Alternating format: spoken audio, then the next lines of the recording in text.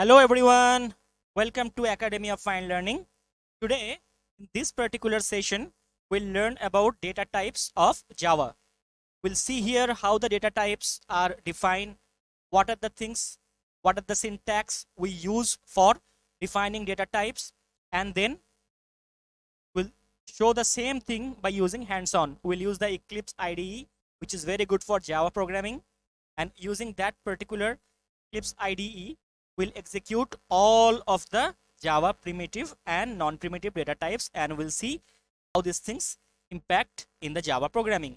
The objective of this video, that after watching this particular video, you will get familiarized with the Java data types. You will come to know how Java works with the data types, and also you will come to know about the execution of different data types, because we go through with the hands-on session. I'll share the screen of Eclipse, and then you'll come to know how the things can be done exactly and practically.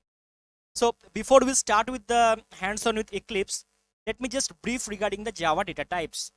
There are two categories of data types in Java. We'll come to that point later. First, we would like to say that in computer science, a data type is an attribute of data that tells the compiler or the interpreter, it will tell the Java compiler or Java interpreter, that is how the programmer aims to use the data, how the data which is going to be stored in a Java program to be used, in what particular form, that is what the data type deals with. So the data types define how the values of the data type are stored in memory and what operations can be performed on that particular data. So whatever the numerical operations you do with numerical data, that you don't do with the string data, right? So the operations with the numerical data types will be separated than the string data types. That's what it means. Now data types incorporate storage categories like integers, floating point values, strings, character, etc. In a broad way, if we divide the Java programs and Java data types, not Java programs, Java data types, if we divide into two broader category, then it will come into two categories. The first category is of the primitive data types, and the second category is that non-primitive data types. Primitive data types are the programming language predefined data types. I mean, in the Java language, these particular data types are predefined. Their sizes are also predefined. So there are 8 primitive data types in Java. First one is byte, then character, then short, then integer, then long, then float, double, and boolean. All these data types are primitive, and non-primitive data types are dependent on and use the non-primitive data types. They use the primitive data types to be meaningful. Non-primitive data types are not defined or created by Java, but they are created by the programmers themselves. They cannot store the value of a variable to a variable which is directly there into the memory. Yes, examples of these non-primitive data types are arrays, we have strings, we have classes, we have objects, we have interfaces, and many things are there into Java programming language which are of non-primitive data types. The primitive data types can be classified into these higher and these detailed groups. First one is to store the character data. Character means a single character. X is a character, Y is a character, Z is a character. X, Y, Z together is not a character. It becomes a string. That's a different concept. So a character is a single character. It may be numeric, and a character can be a other things also. It's an alphabet or a numeric value can also be taken as a character. How a character can be defined in Java? By using the data type. Which data type? Char data type. C-H-A-R, char. Char data type is used to store a single data value. How? I'll show you just after this small session of theoretical explanation. After this small theoretical explanation of next few minutes, we'll do it, we'll complete it. Then we'll go to the Java compiler, Eclipse compiler. Then we'll go through with all these things. This is the character. Then we have integer. In case of integer, there are variations, means there are small integers and long integers. Sometimes the integer data types are very small. Suppose it's maybe of 2 digits, and there are some integers which are of long, big numbers like your mobile number, which is of 10 digits. Yes. So we don't want to define, Java doesn't just define a single integer data type, and then all the data and all the small to large data should not be stored over there. Then it will be what it will be there then. If Java provides a single integer data type, suppose a single data type is there, suppose for storing the integer data, then what will happen? The bigger number will be stored, it's fine. But when it will store the smaller number, suppose roll number, it can be maximum 2 digit to 3 digits. In that case, the other digits for the space which is required for bigger bigger integer numbers will be simply wasted. So to prevent that, integer numbers are stored in four different data types. The smallest one is the byte, yes, which is having a very small range, just a single byte of memory space it occupies. Next is comes to the short. Short takes the double of that. Then we have integer that takes double of the memory space of short. Then we have long that takes the double of the memory space of int. So actually, basically, byte, short, int, and long both store the same thing, whole numbers, non-decimal whole numbers like 1, 2, 3, 4 to 1 lakh, 4 lakh, to crores, all these numbers. But no floating number. Even it cannot store 1.1. It can store 2, 3, 4, 5. It cannot store 2.3, 3.5, and all these things. So be careful regarding this. We have to understand this basic thing over here. The difference between the different integer data types. It's all about the size, nothing else. They can store whole numbers only. Now we come to the floating point data type. In case of floating point data type, they're specially designed to store decimal numbers. That's it. So there are two types of the data types. One is the float, another is the doubles. These are the syntax actually. These are the syntax. Character, byte, short, int, long. These are the syntax in Java. Similarly, we have float in Java. It's a syntax. It stores decimal numbers. Double also stores decimal numbers. But double can store double the size of the decimal number than the float is. Yes. That's the only difference between float and double. Now we have Boolean. Boolean is a special kind of data type which can hold only two values, either true or false. Okay, the implementation of character to Boolean to all these data types will go through in Eclipse and will start very soon. Now we have the non-primitive data types. These data types use the primitive data types, and these must to be created by the programmers themselves. You can create your own strings, you can create your own arrays, your own objects, your own classes and interfaces. Yes, so now we'll go to the Eclipse and see that how these things are basically designed. We'll go to Eclipse now. So we have zoomed in actually. See, in Eclipse we can zoom in and zoom out the screen.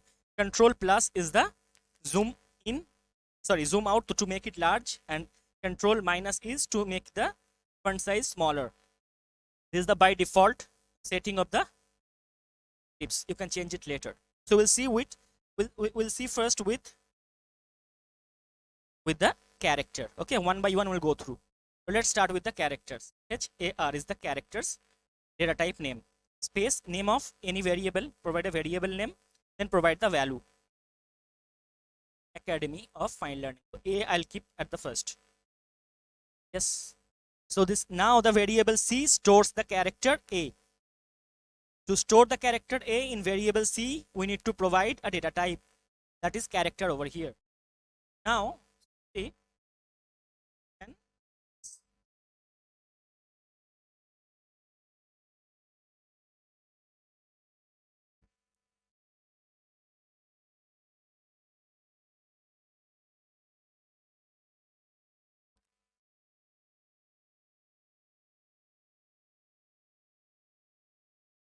now we'll print C, as simple as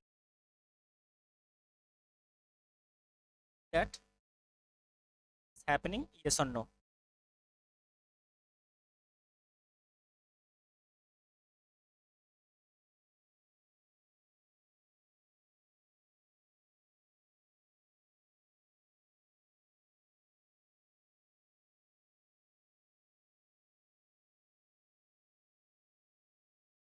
Yeah.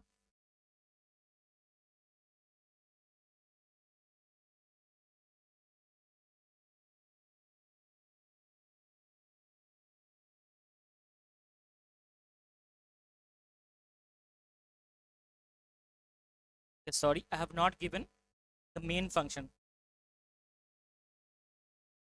Provide the main function first, right?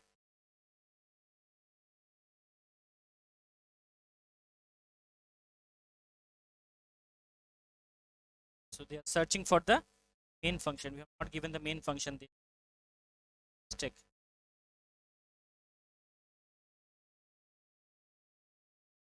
Starts over. So now we'll execute this and see. The output is A, correct? Any character we can store in this way.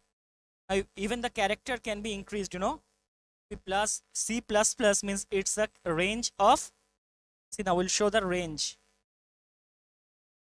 See this, the character having this particular range. Character's range is from this default value 0 to this default value 0. The default value is 0. The range is from minimum 0 to 65535. This is the the corresponding value for each characters. It can store up to 2 bytes of the memory. Yes, so now you see that if we make it C is the character. If we make C++, it will go to the alphanumeric, the corresponding value of A to corresponding value of B.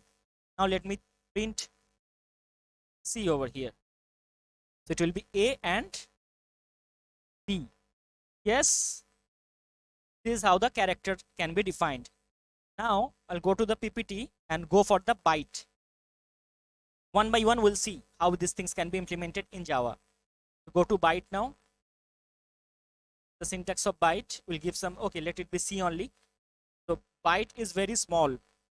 Yes, we can define 100 in byte. Then it will be printed to the screen now. 100. Now see, the byte is very small. Can you see from here?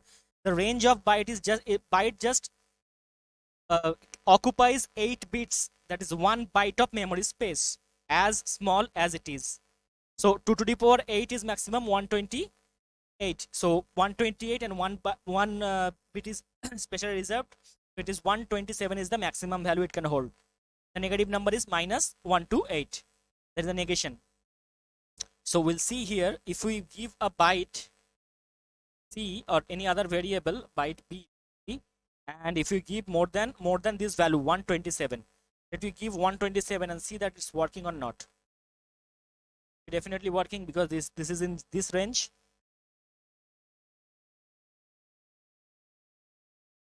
Yes. Now we'll see that it's executing. How it's executing? Yes, 100 and 127. It's working all fine. Now we'll see that if you give larger number, then what will happen? If we give 150, which is out of the range of the byte, then what will happen? See, type mismatch, cannot convert from int to byte. So the compiler is telling that this is nothing but an integer number. How can you store it to byte? Here the typecasting is happening. Typecasting is required, not happening. Here explicit typecasting is required. If you had gone through with the typecasting concept, then it will be easier for you. Otherwise, this video will be enough for you. They are telling that you just make it to byte. What? This is an integer number 150 because it is out of the range of the byte. So they are telling that you typecast 150 to byte. In that case, as byte cannot hold more than 127, that is the maximum value of byte, it will lose some information. It will go to negate and some negative value will appear. Yes, but at least we can show the value, and here the compile time error has been removed. See this now, 105 is being shown as minus 106 because it has been reversed. Yes, it's all about the binary calculations. So this is what happens. This is known as the explicit typecasting. And here we are doing the typecasting from integer to byte. So from the typecasting happens when a larger is assigned to a smaller data type. Yes, so it is very clear to understand. Larger is assigned to a smaller. This larger value of integer is now being assigned to a smaller byte. See, the integer is larger than the byte. Integer occupies 32 bits, that is 4 bytes of memory space. Byte occupies just 1 byte of memory space. And as I told before in the last slide, byte occupies 1, short occupies double than that, 2 bytes. Integer occupies double than short, that is 4 bytes. And long occupies double than integer, that is 8 bytes. Other than that, there is no other differences. All stores the whole numbers, integer values. Now we'll go through with the next one, that is byte is over now. We had gone through with this byte keyword, byte data type. Now we go through with the short data type. The range of short is 32,767. We'll go through with short, also the whole number storing capacity, 32,700. All right. Now will it work? Let's see. Let's execute. Yes, it will work. 32,700 is the output because this short is having into this range. Now if we make it out of range, 32,767 is the range. Yes, as you can see here, from minus 32,768. So I have given more than that range. Then what will happen? You need to typecast now. How to typecast? We have to make it in short, because now it was taking as integer because it is out of the range of the short, so they are considering it as by default integer. Keep one thing in mind, each and everything here, byte, short, integer, long, all will be taken. If it is gone out of the range, then it will be taken by default as integer. Even the long values, if you don't specify by the letter L, which I'll show you very soon, it will be considered as an integer value. I'll show you. So short C, now it is coming this integer value, which is because it is out of the range of the short, is being taken as the integer value. Now this integer value is converted to a short value by using this particular syntax. This is known as the typecasting here. Again, we are using explicit typecasting.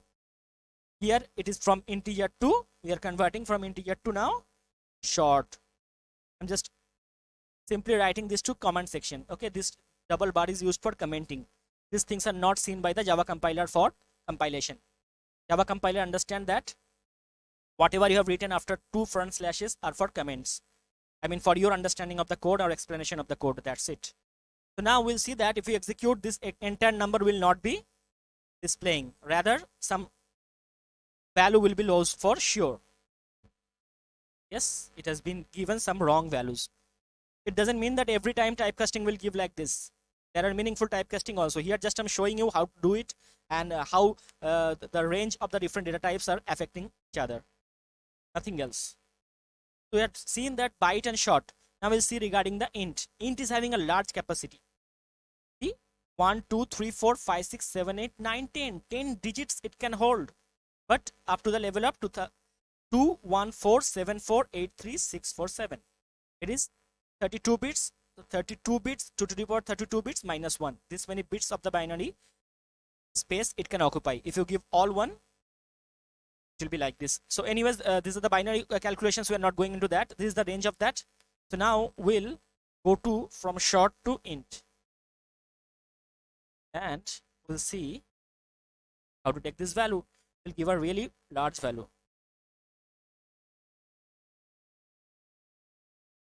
Will it work? Yes, because it is within the range of 2147 483 647. Yes, because we have not given 4 over here. If you go 4 and more, then it will be an error. If you give it, suppose our mobile number, if you'd like to give my mobile number, suppose giving my mobile number here, so what will happen? Tell me. It will throw an compile time error. Yes, why? The literal is value 8147669016 of type int is out of range. Is out of range of integer. Can we make it? If it is very large, then even the compiler will not take it. Even the typecasting will not allow. Is it allowing now the compiler? No, it is out of range. It is too large. 2 is the maximum here. So it is getting too large actually. So it cannot be taken. The nearby numbers only can be taken. See here 3 is also too large out of there. So it cannot take over there. So which one to take? Which one to take? I will give you some nearby number. You see this thing? It's very interesting actually. So you'll give some nearby number. We'll give the exact number. This is the highest number. Exact highest number it is. Yes.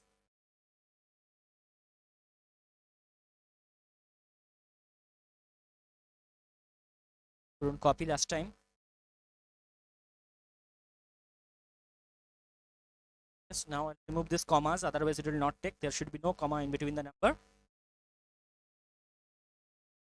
Yes, it is taking very easily. Without typecasting it can take. This is the highest range, na? It is in his range. Why it will not take? Now if I change these things to 5 8. Okay, 6 8 is again coming in this range. 47 is coming to 57. It is not coming out of range. These things are all same, and here it was 47, I have given 57. It has gone 10 values have gone out of his range. 57 minus 47 is 10.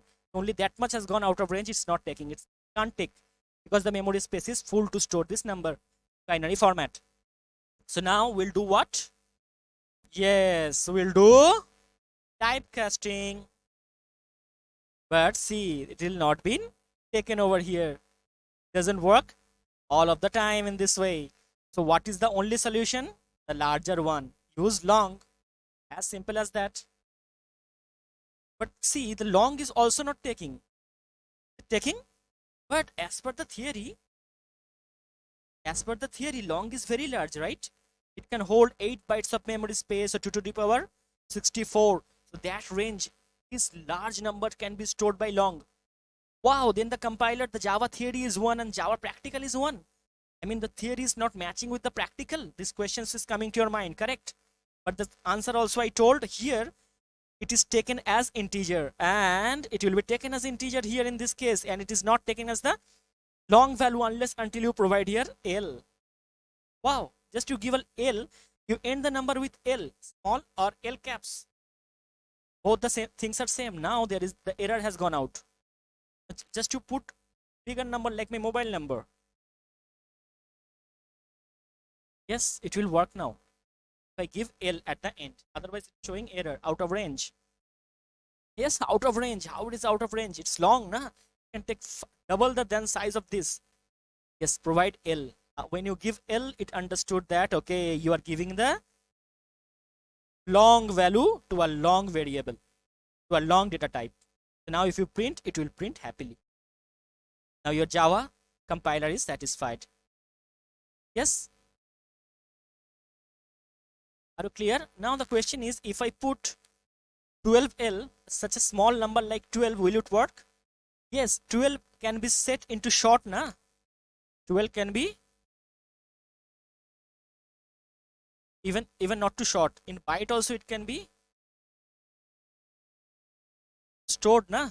12 is such a small number, it can be stored even to byte.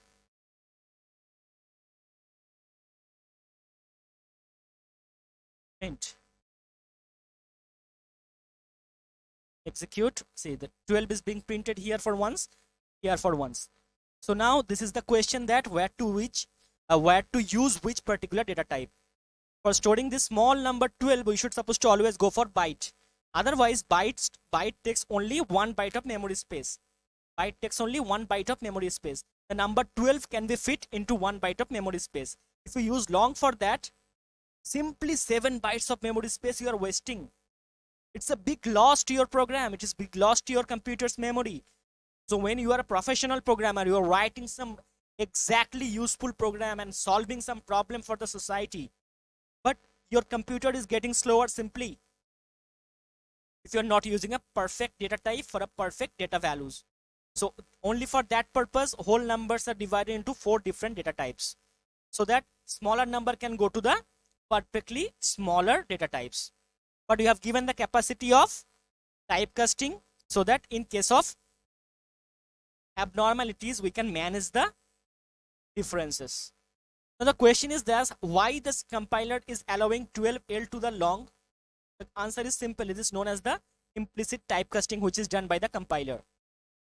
The compiler will understand 12 is fitable for byte, but as you have given long and specifying it, it will store the value into long by implicit typecasting.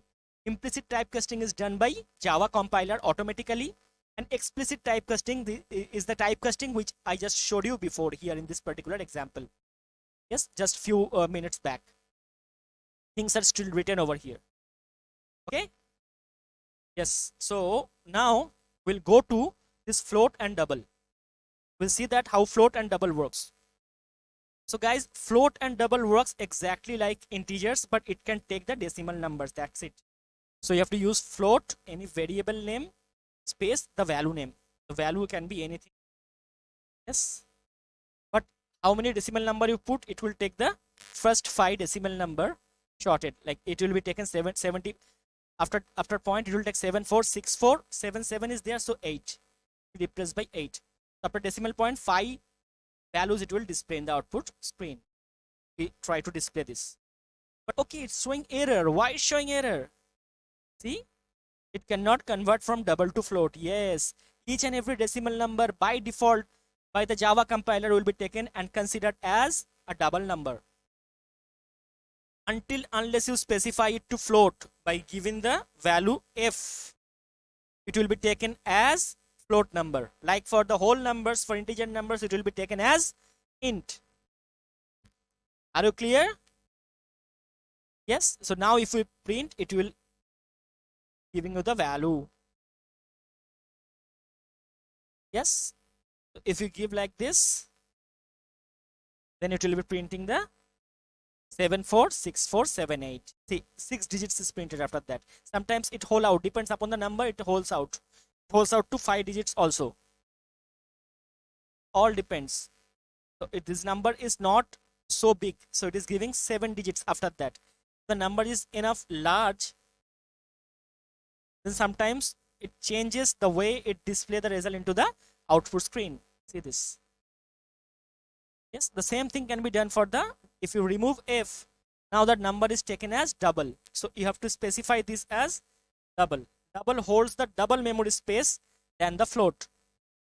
Yes, and see, it displays the number in this way.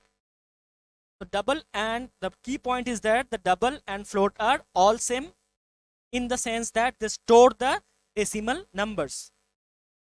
The difference between float and double is that for float, the memory space is half than the double. So in case of float, smaller decimal numbers can be stored. For the larger decimal numbers, we have to go for the double. See here the difference, 4 bytes and 8 bytes. Float occupies 4 bytes of memory space. Double occupies 8 bytes of the memory space. The default values are all 0, as you have seen till now. Yes, and the numbers, you can see that how the numbers are changing, how large becomes from 4 bytes to 8 bytes. Now we'll go to the Boolean. Okay, for Booleans, there is no specific size. The size is very much the machine dependent. And the default value for Boolean is always false. If you don't specify to true, by default it means false. Yes, negative minded. Boolean is too much negative minded, I feel. So, okay, we have two values for there, true and false. Yeah. So for Boolean, I have written some program. I think it will be otherwise a large program. It will take lots of time if I write the code. Boolean. Yes, I'll just copy paste this code. It will be faster. Yeah, explain it. Now I have written a small program on Boolean. Just to go through with this, I have written two integer number, num1 and num2. Num1 holds the value 10, num2 holds the value 20. Now for Boolean, we have defined the Boolean data type, and it holds the value b1. The variable, correct? b1 is the variable, it holds the value true. So b1 is the variable of the Boolean type which holds the value true. b2 is the variable of the Boolean data type and it holds the value false. Now we are using a if statement. We're checking if number 1 is less than the number 2. Is it true? Yes or no? Number 1 is smaller than number 2. 10 is lesser than 20. Yes. System.out.println b1 is printed. It's true, right? So we'll print b1. b1 means true. Output screen it will display true. Execute. Let the output be in front of you. Otherwise b2. Otherwise we are printing b2. Correct? So here the b2 is not getting printed because if statement holds satisfied. This condition holds satisfies. So it will not go to the else. I hope that you understand. Now we see that these two statements are there. If b1 is equals to b2, sorry, if b1 is okay, first we are not doing unequality test, unequality check. So if b1 is not equals to b2, in line number 18 we are checking that if b1 is not equals to b2, then you are printing true, and if b1 is equals to b2, then you are printing false. So it will be true statement, because b1 is not equals to b2. b1 is not equals to b2. b1 is true and b2 is false. So I make b2 as true, then it is true and false, because b1 and b2 are both true. So b1 is equals to b2, then the false will be printed into the output screen. We have seen that how Boolean can be used for searching true and false statements. Yes. So now we have understood about the primitive data types. Now we have to see regarding non-primitive data types in Java. So for non-primitive data types, we know that we have string data types. The string data types are nothing but collection of characters. So I have written some program, because these programs are long, so if I write, it will take lots of time. I've compiled this and kept it over here. Let me execute this and explain it to you.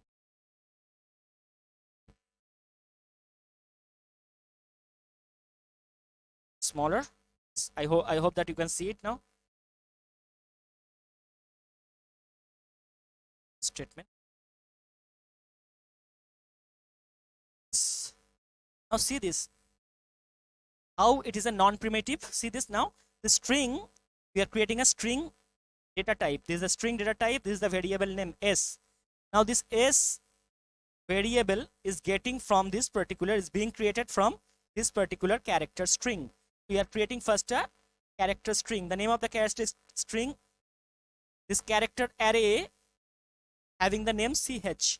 This array consists of these characters a, c, a, d, e, m, y, then space. You should have a space. You must have to give a space. I have not given the space, it's showing error now. Started displaying the compile time error, invalid characters constant. You must have to give a space. Space, then O, then F. So academy of. After academy and in between academy and of, there is a single space here. So this is a character array which is holding the value academy of, and the character array is stored in the variable ch. I hope line 5 is clear to you. Now in line 6, what I'm doing, I'm creating a string non-primitive data type. So this variable s is created. Variable s is of type non-primitive data type string. We are using string is a by default available Java class actually.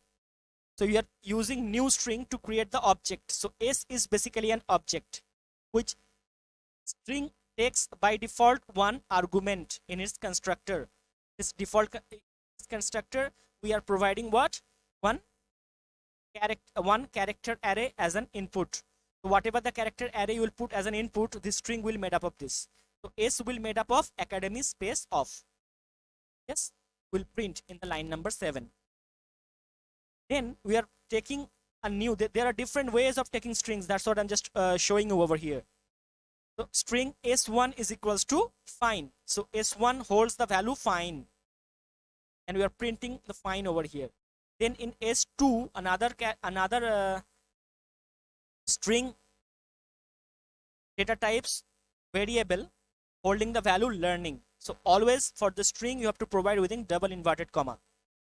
Yes, for character in a single inverted comma, as you have seen in the last slide of the character data type.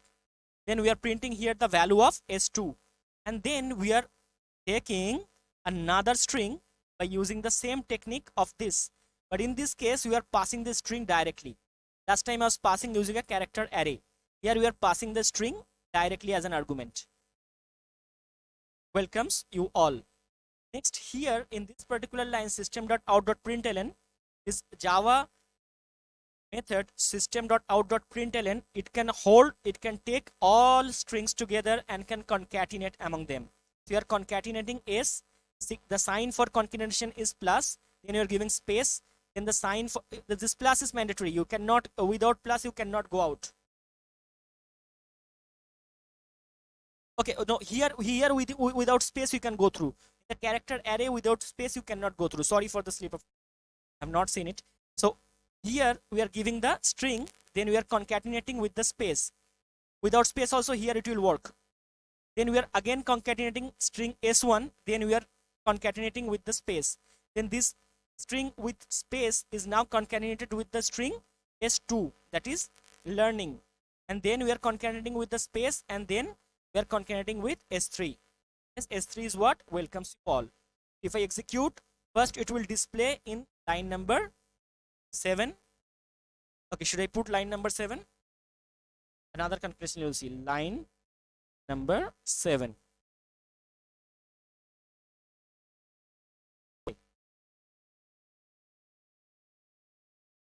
Line number 7 we are getting this. Line number 9 we are getting the value of s1. So I have to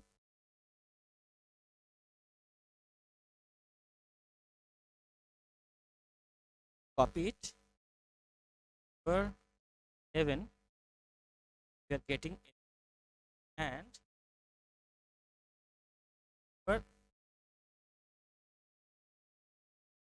the final string, this final string should be Academy of Fine Learning. So let's start. Let's compile.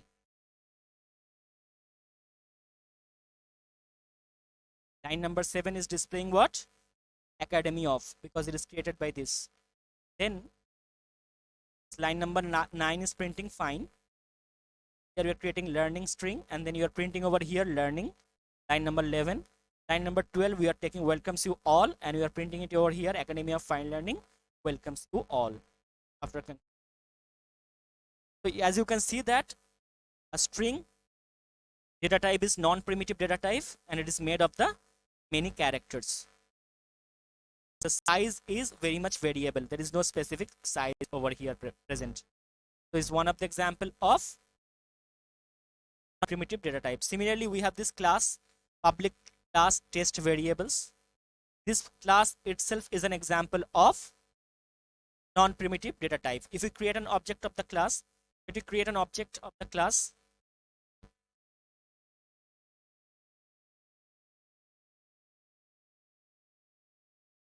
already you have string. I'm just showing for more clarity to you. Otherwise, you can see that string objects are already created. So this object 1 also becomes a non-primitive data type. Yes, which will hold the values, and we can call anything which is available over here. S1, S2, S3, you can call up. We can define integer floats and characters, and also we can call up from there. Examples classes we can similarly do for interfaces. We can similarly do for arrays. So interfaces, arrays will show in a different video. This is just to show the data types, and I have shown you all the examples of primitive data types, and 3 examples: class, objects, and string. 3 examples of non-primitive data types. There are many other non-primitive data types available in Java. When you go through learning Java and go through my videos here, you'll definitely learn one by one. I hope you like this video with the practical implementations. Please revise these things in your own laptop or desktop through online compiler or by desktop compiler, by any IDE, maybe it is BlueJ or Eclipse or NetBeans, or simply by writing the code in Notepad. Please execute these things, then you will get the concepts done, and if you do it from your own hand, you'll get the confidence to program. You'll be expert programmer later. So please like this video if you like, subscribe to my channel, and comments in my videos. Thank you very much.